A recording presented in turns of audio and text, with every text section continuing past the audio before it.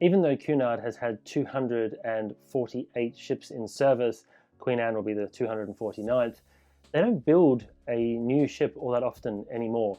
The company, which was once synonymous with building large passenger ships, has not built a new ship since Queen Elizabeth in 2010, so Queen Anne's entry into service in 2024 is going to be a huge deal. But there's a lot of questions being asked about what she's going to be like. Now, I was fortunate enough to spend some time on board Queen Anne in the shipyard. I worked with Cunard to present the ship to a group of journalists and also the travel media in Venice at the shipyard there where she's under construction, and got to spend some time on board the ship and really get to know what Queen Anne is like. I get asked a lot by the Cunard community what I think of Queen Anne and is she going to be too different from the current Cunard offering. And I can wholeheartedly say that I think she's going to be fantastic, and I actually think she's going to be a welcome change. So here's the reasons why. Firstly, despite its very conservative formative years, Cunard has historically not been a company that has stood still when it comes to pushing the envelope in passenger ship design. The early steamers were paddle-driven ships, and Sir Samuel Cunard himself really did like the paddle-driven steamships, and in fact the company did lag a bit behind when it came to innovations such as luxuries and passenger comforts in those very early years. But if we look at the period from the 1880s onwards, Cunard did start to position themselves at the forefront of maritime design.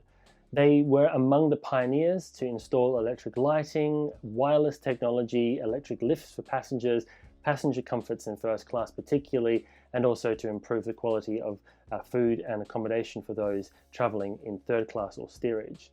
But if you look at the 20th century, this is when we really see Cunard shine in terms of a brand or a company that really was at the forefront of naval architecture. Just look at the Mauretania and the Lusitania, the first large express liners to use the steam turbine engines. They had magnificent interiors for their day with massive spaces for first class passengers, very comfortable second class accommodation, and third class areas on board that were akin to second class on what was considered to be lesser liners at the time. Now, this was quite a push forward, and they didn't stop there.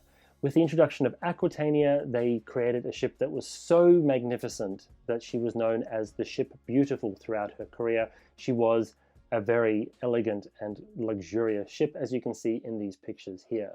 Then you fast forward to the 1930s, and with the introduction of the Queen Mary, despite the ship having a relatively conservative exterior profile, she was quite different for Cunard internally. The ship was Art Deco, and this wasn't considered to be the norm for Cunard at the time.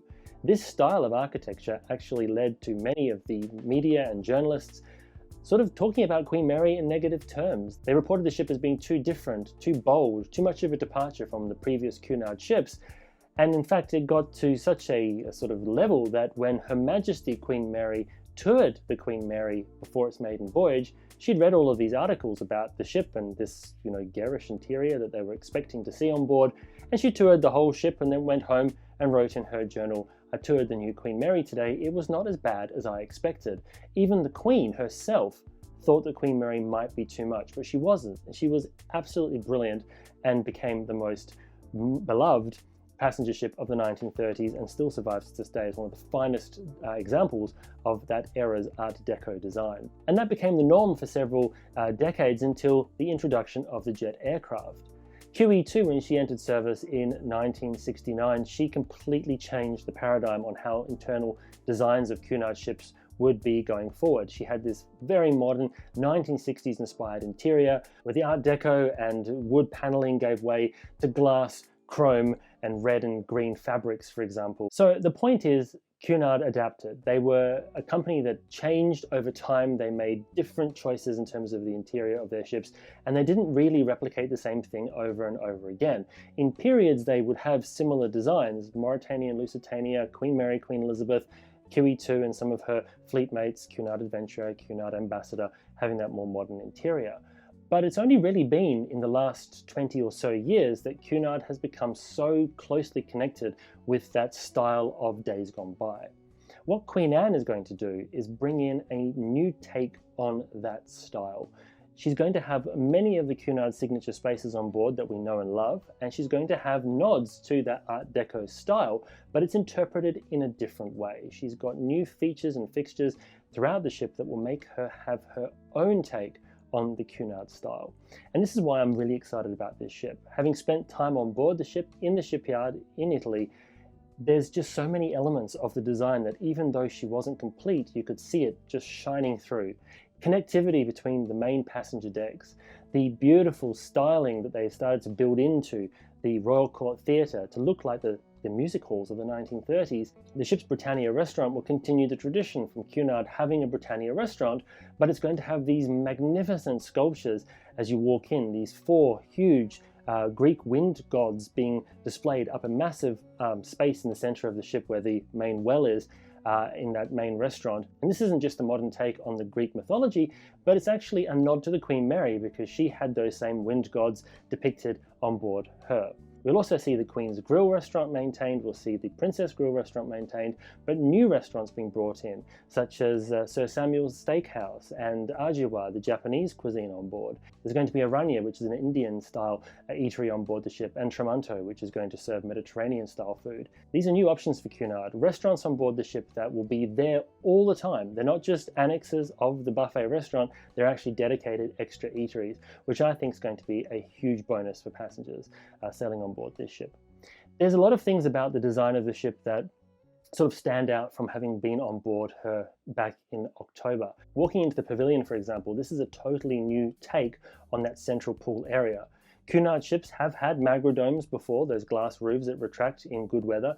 Cunard ships have also had open air swimming pools before, but this space is massive. It's 2 decks high and it has this massive curved glass structure on top, which is going to make it just look so magnificent when it's finished. A larger swimming pool than what I think you have on Queen Victoria and Queen Elizabeth, but also a very large whirlpool with 2 smaller whirlpools next to it, allowing more people space to enjoy that amenity up on the top deck. And there's been a lot of comments about the big screen that's going to be there. Does a Cunard ship need a big screen? Well, having seen the way that the big screens have been integrated on other ships, such as, say, for example, the Celebrity Edge, it can be done very tactfully. It's built into the structure. It's not the main focus of the structure, but it's there if they want to use it for entertainment. Great options for movies under the stars, that sort of thing. The other space on board that I'm really looking forward to is the Commodore Club. And this is a new take on the Commodore Club. It's going to have a coffee bar inside, it's going to have a library next door, you can interact between the 2 spaces, and it's got that magnificent view over the front of the ship. So yes, Queen Anne is going to be different, and she's going to have a very unique feel on board the ship. I love all the Cunard ships, as I'm sure you've figured out by now, and each one's different in its own way. Queen Elizabeth and Queen Victoria are reminiscent of a bygone era. Queen Mary too has a very distinctive take on maritime architecture, very unique feel on board herself, and I think Queen Anne is going to be a little bit like that. She'll have her own take, she'll be her own ship, and she's definitely going to attract not just repeat guests, but a whole new generation of travellers who have never experienced Cunard will come on board Queen Anne and really start to experience that Cunard feeling. That's my anticipation. That's what I think is going to happen with the ship. I think she's going to be well received, and having been there on board the ship with the Cunard team, the people who are working on the ship understand the importance of the heritage. They understand the brand, they understand how important it is to get Queen Anne right, not just for those of us who travel on Cunard now, but to ensure that in 20 and 30 years' time, she's still going to be relevant and an enjoyable place for people to holiday when they've got so many choices. Over 300 cruise ships to choose from.